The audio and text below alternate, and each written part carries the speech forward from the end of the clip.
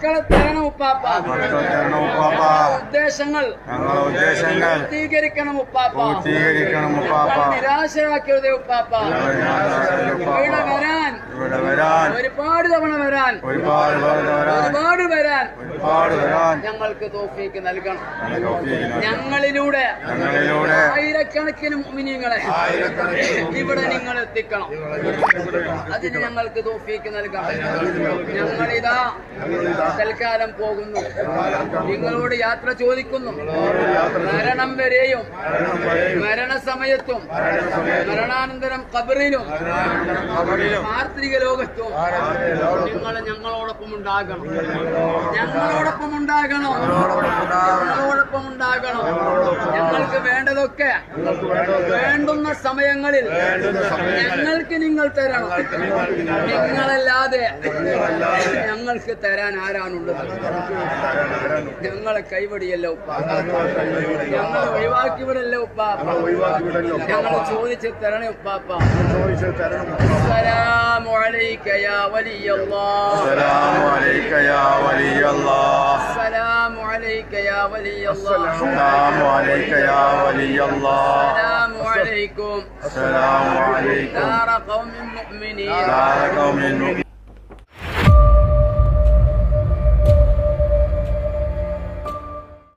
അസ്സലാമു അലൈക്കും വറഹ്മത്തുള്ളാഹി. പ്രിയമുള്ളവരെ, നിങ്ങൾ കേട്ടത് ഒരു ഉപ്പാപ്പയെ വിളിച്ച് ഒരു മഖ്ബറിൻ്റെ അടുത്ത് ദുആ ചെയ്യുന്ന ഒരു രംഗമാണ്.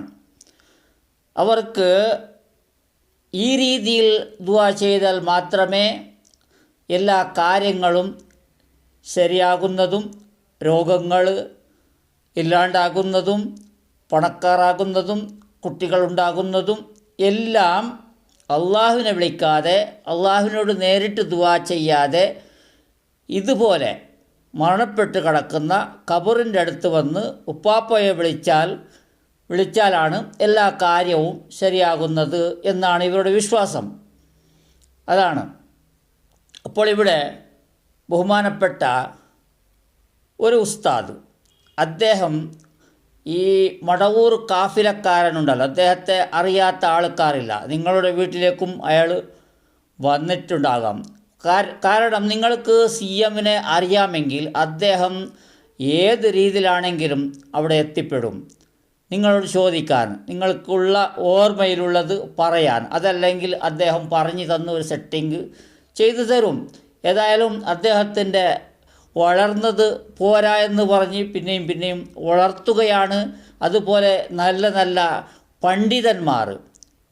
പണ്ഡിതന്മാരോട് പോലും അദ്ദേഹം കള്ളം പറയിപ്പിക്കുന്ന, അവർ ഇതൊരു നല്ല കാര്യമല്ലേ എന്ന് ഇദ്ദേഹം പറയുമ്പോൾ, ഇദ്ദേഹം ഒരു മുസ്ലിയാറല്ലേ, അപ്പോൾ ഇദ്ദേഹം പറയുമ്പോൾ അവർ സമ്മതിച്ചു കൊടുക്കുന്നു, അതുപോലെ പറയുന്നു.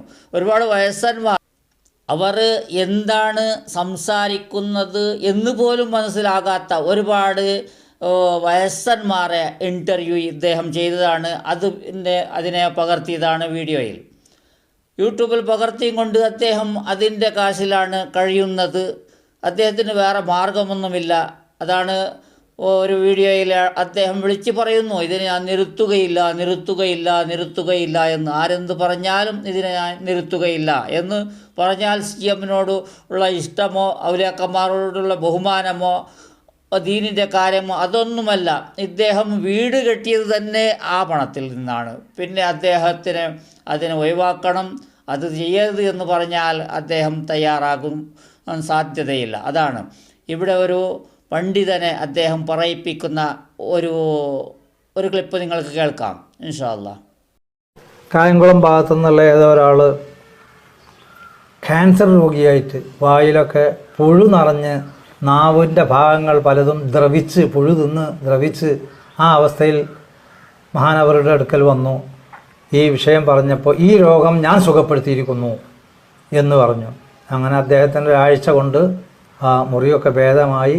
ഏതാനും ആഴ്ചകൾ കഴിഞ്ഞപ്പോഴേക്ക് പഴയ രീതിയിൽ തന്നെ ആവുകയും പൂർണ്ണമായി സുഖമാവുകയും ചെയ്തു എന്നാണ്. അതുപോലെ വേറെ ഒരു രോഗി ദുആ ചെയ്യാൻ വേണ്ടി വന്നു. മൂപ്പരോട് പരാതി പറഞ്ഞപ്പോൾ നിൻ്റെ രോഗം അള്ളാഹു ശിഫയാക്കും എന്ന് മറുപടി പറഞ്ഞു.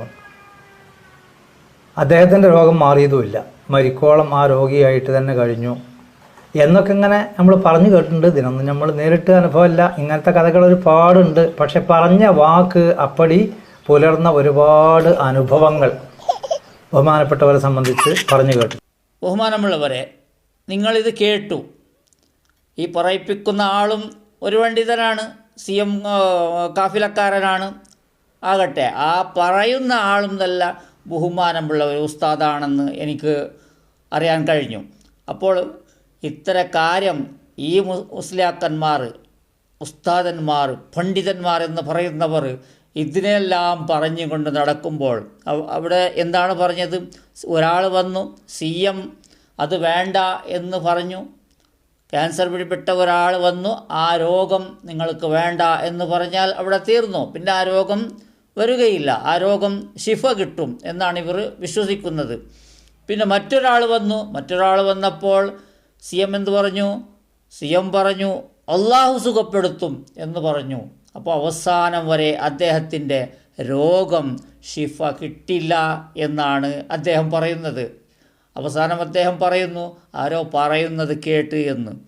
അപ്പോഴവിടെ മനസ്സിലാക്കുന്നത്, ഞാൻ ആദ്യം പറഞ്ഞതുപോലെ ഈ കാഫിലക്കാരൻ്റെ എല്ലാ തട്ടിപ്പാണ്, കാഫിലക്കാരൻ്റെ സെറ്റിംഗാണ് എന്ന് നമുക്ക് നല്ലപോലെ മനസ്സിലാകുന്നു. എങ്കിലും ഈ കാഫിലക്കാരൻ ഇത്ര ഒരു പണ്ഡിതന്മാരെ ഇതിന് ഉപയോഗിക്കരുത്. എവിടെയെങ്കിലും ജോലിയില്ലാത്ത ഒരു വയസ്സന്മാരെ, കാക്കമാരെ പോലത്തെ ചില്ലറ ആൾക്കാരോട് വേണം കള്ളം പറയിപ്പിച്ച് നല്ലപോലെ വയറ് അയാൾ നിറക്കട്ടെ എന്നാണ് എനിക്ക് പറയാനുള്ളത്. അതിനേക്കാൾ കൂടുതലൊന്നും പറയാനില്ല.